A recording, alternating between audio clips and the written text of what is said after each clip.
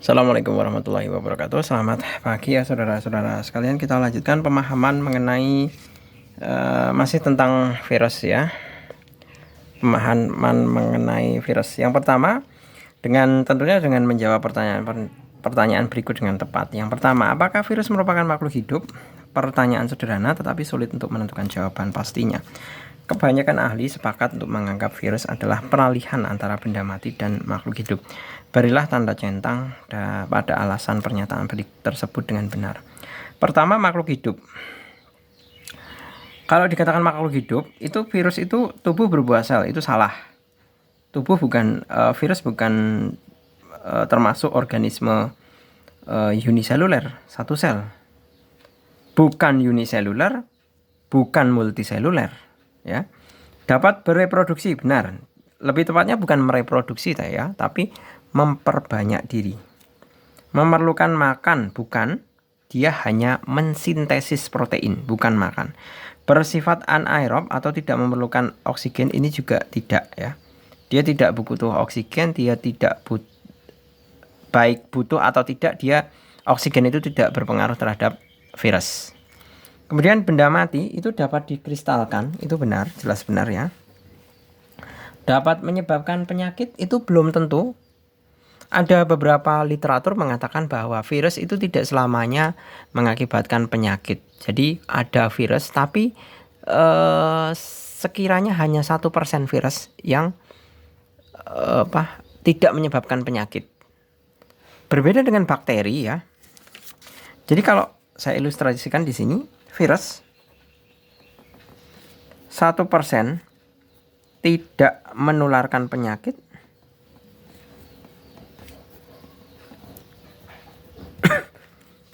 sedangkan yang 99% menularkan penyakit. Nah, ini kebalikannya dengan bakteri ya.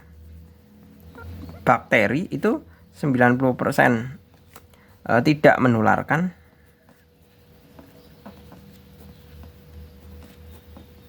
1%-nya menularkan. Seperti itu. Nah, ini diingat-ingat ya. Ada beberapa literatur yang mengatakan seperti ini. Virus antara bakteri itu mengenai komposisi apakah dia menularkan penyakit atau tidak, itu seperti ini. Kemudian jadi ini belum tentu. Tubuh berupa asam nukleat yang dibungkus protein, itu benar. Dapat berkembang biak tanpa perkawinan, benar. Lebih tepatnya adalah dapat mereplikasi dengan mensintesis protein dari sel hidup. Seperti itu. Kemudian yang nomor kedua, ini ada gambar X di sini ya.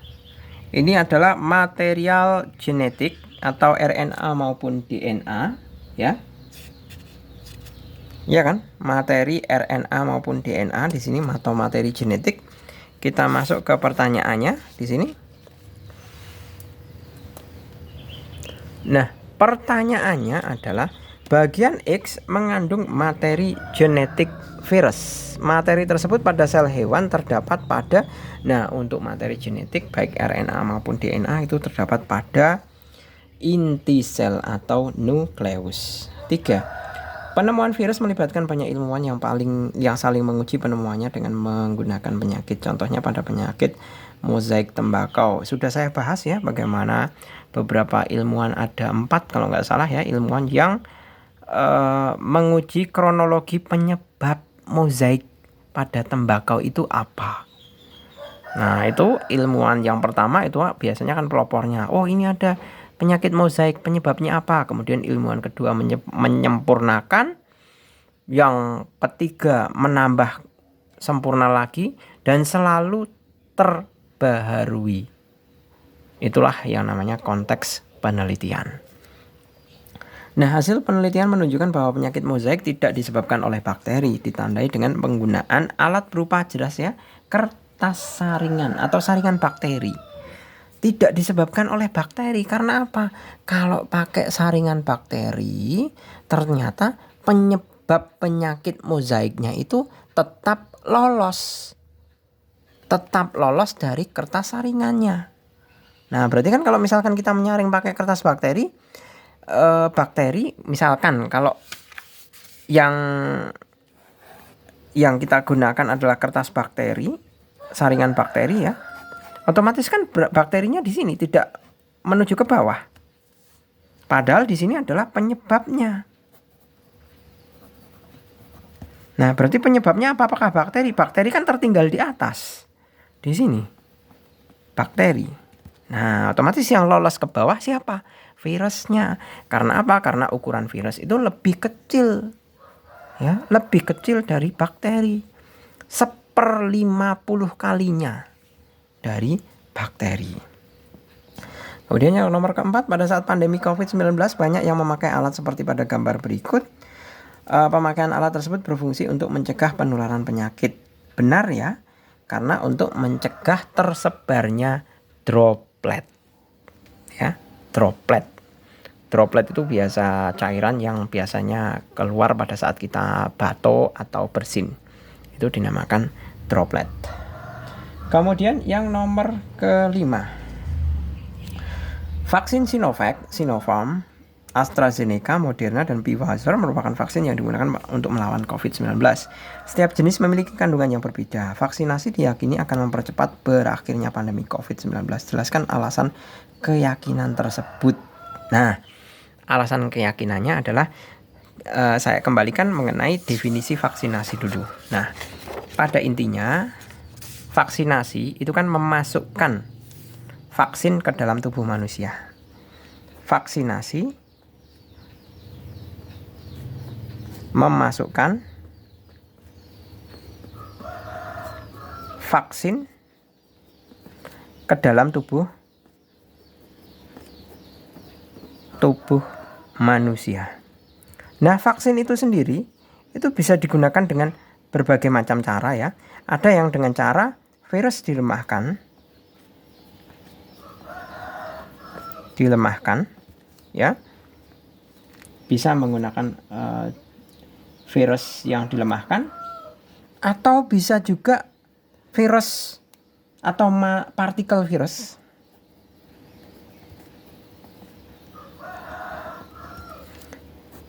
Bisa juga materi genetik dari virus.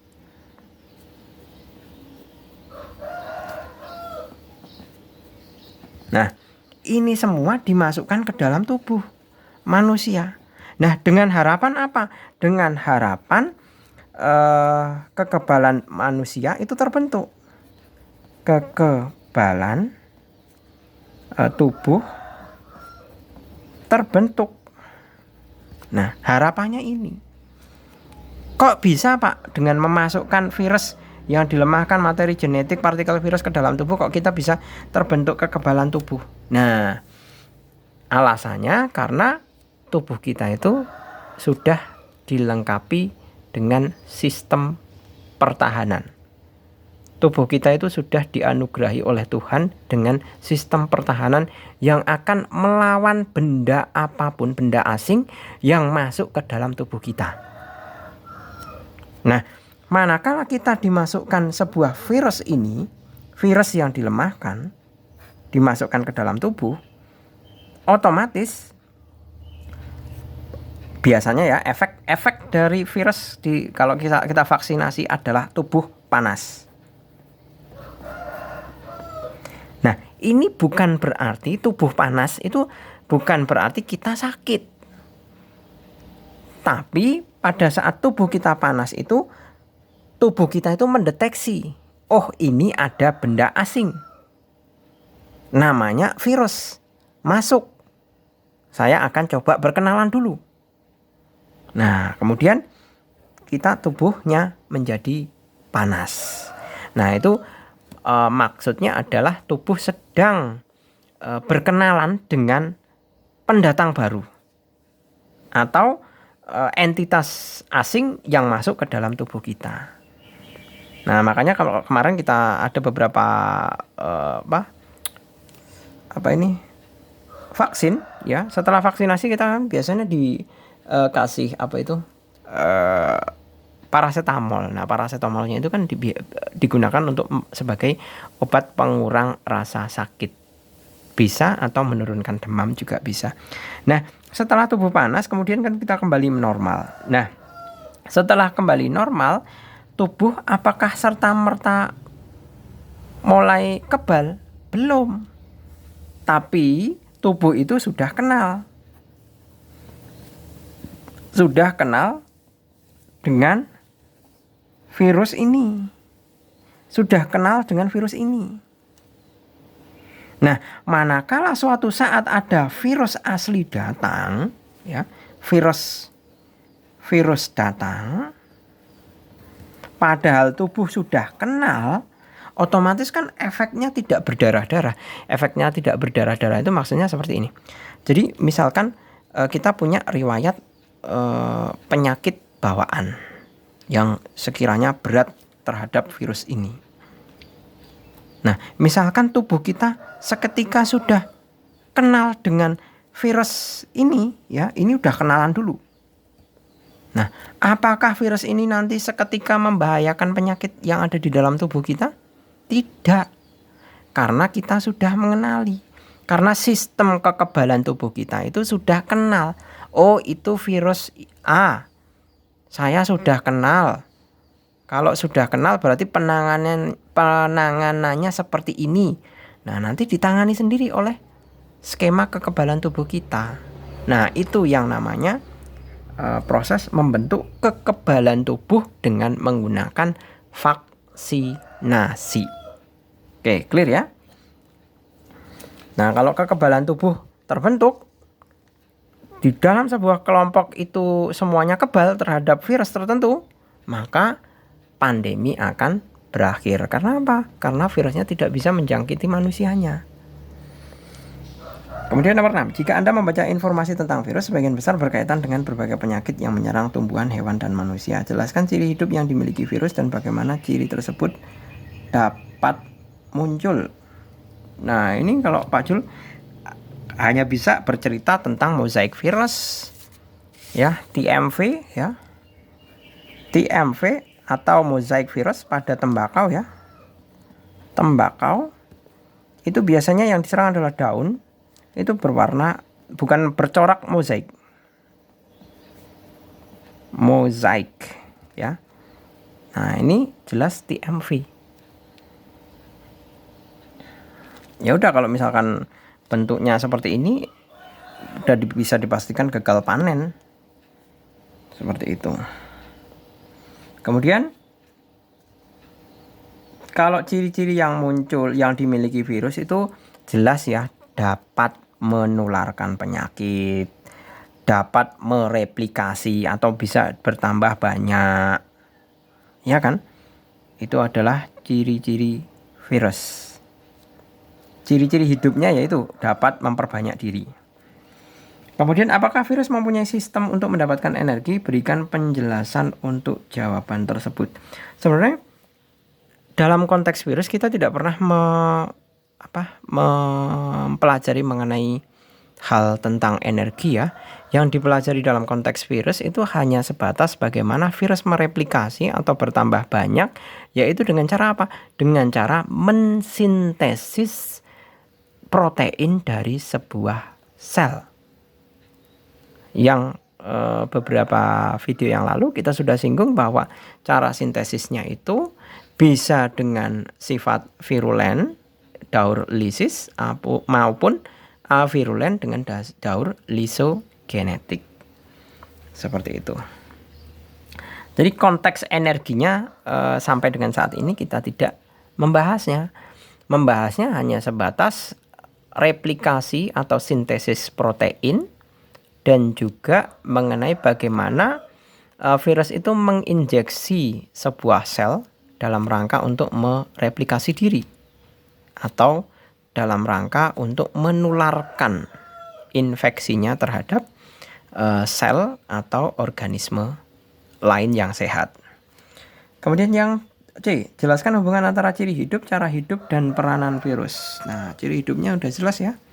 Kemudian cara hidupnya jelas, dia hidup dengan menumpang pada sel inang yang berupa sel hidup. Nah, kalau peranan virus, Ini mungkin agar perusahaan farmasi laku, agar perusahaan farmasi membuat vaksin, berarti menciptakan lapangan pekerjaan. Iya enggak? Tapi itu hanya gurauan saja ya, hanya sebuah. Sebenarnya mengenai peranan virus yang kontribusi positif itu sampai dengan saat ini Pak Jul belum menemukan ya kontribusi positif dari virus itu apa. Kalau misalkan kontribusi agar menjadikan perusahaan obat laku itu kan bukan kontribusi positif, iya kan? Seperti itu. Kita lanjut ke yang nomor ke-7. Salah satu upaya untuk mencegah penyakit ya, untuk mencegah penyakit oleh virus adalah dengan pemberian vaksin. Kandungan apa yang terdapat di dalam vaksin sudah saya singgung tadi. Kandungannya bisa berupa virus yang dilemahkan, materi genetik juga bisa, partikel virus juga bisa. Jadi ada 3 jenis seperti ini. Kemudian yang B, mengapa vaksinasi dapat mencegah infeksi penyakit oleh virus? Nah, karena vaksinasi diharapkan dengan memasukkan salah satu dari ketiga ini ke dalam tubuh, seketika tubuh itu dapat mengenali materi virus, sehingga tubuh bisa menciptakan kekebalan secara buatan. Kalau nah ini bedakan kekebalan alami dengan kekebalan buatan ya. Kekebalan alami itu contohnya misalkan anak saya dulu waktu si Audrey ya, itu waktu umur berapa ya, 2 tahun itu kena penyakit cacar. Nah berarti kan dia sudah kena cacar duluan.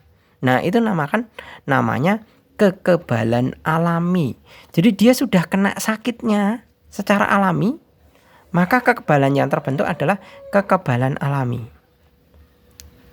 Jadi tidak dibuat-buat. Kena sakit cacarnya itu bukan karena aku pengen cacar kemudian sakit kemudian ada kekebalan, tapi dia tertular secara alami. Nah beda kalau dengan vaksinasi, ini dinamakan dengan sistem kekebalan buatan. Karena apa?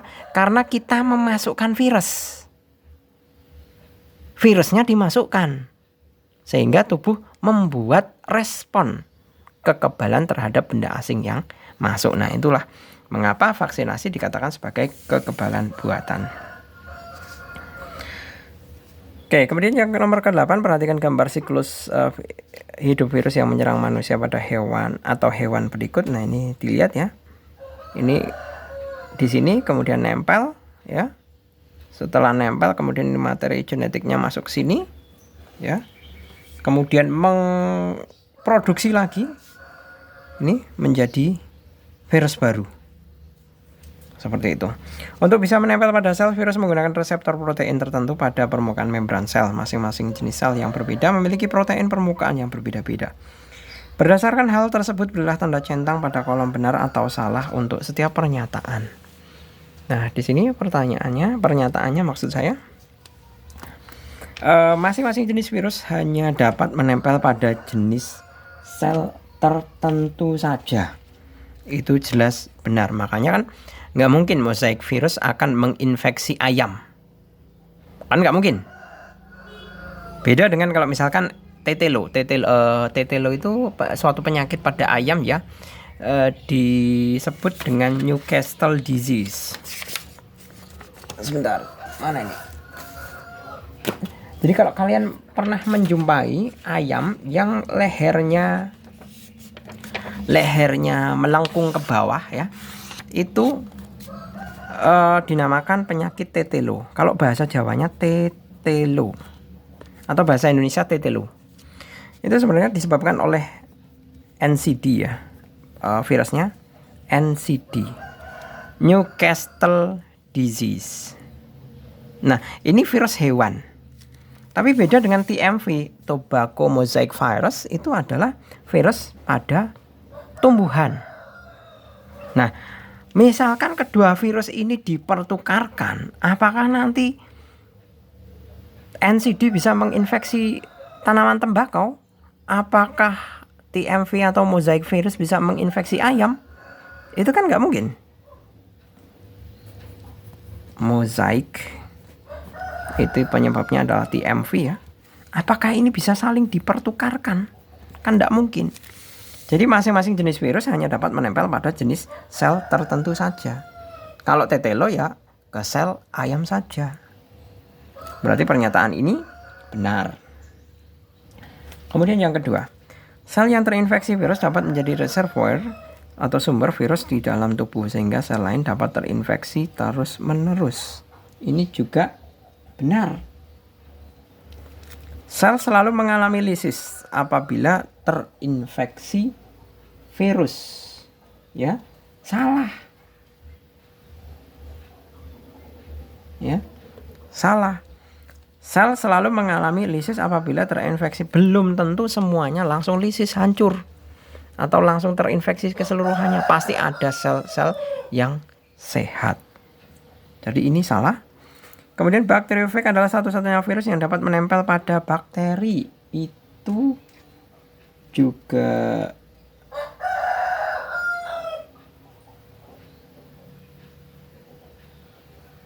ini kalau di dalam literatur ada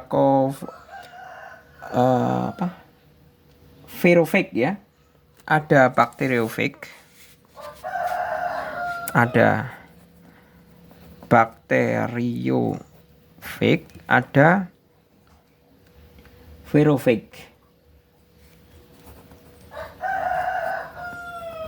Nah, ini semuanya melibatkan bakteri. Jadi yang satu-satunya virus yang menempel pada bakteri itu bukan hanya bakteriofag ya, ada satu. Oke, bakteriofag. Yang kedua adalah virofag. Virofag itu membutuhkan koinfeksi dari bakteri. Ya, jadi ada dua ya. Virus yang menempel pada bakteri itu ada dua, yaitu bakteriofag dan virofag. Kemudian virus yang menyerang paru-paru manusia juga dapat menyerang sel jantung. Itu dicontohkan aja ya, misalkan infeksi saluran pernapasan, bukan infeksi ya, penyakitnya saja, penyakit saluran pernapasan itu contohnya adalah SARS-CoV ya, SARS-CoV-2 itu menyerang sistem respirasi. Kalau misalkan dalam tingkat keparahan yang luar biasa itu bisa menyerang miokarditis. Miokarditis itu adalah bagian dari jantung. Bagian dari sel jantung itu miokarditis. Jadi kita bisa mengatakan bahwa pernyataan virus yang menyerang paru-paru manusia juga dapat menyerang sel jantung. Ini adalah benar. Kemudian yang ke-9. Vaksinasi adalah upaya pencegahan penyakit dengan cara pengenalan partikel infeksi berupa vaksin. Mekanisme proses vaksin untuk mengatasi penyakit tersebut adalah sudah Pak Jul ceritakan seperti halnya ini. Silahkan kalian bisa mengutarakan, menulisnya kembali dalam sejuta kata mutiara dalam kalimat yang sesingkat-singkatnya. Oke, gitu ya. Saya rasa cukup. Semoga bermanfaat. Terima kasih. Selamat pagi. Assalamualaikum warahmatullahi wabarakatuh.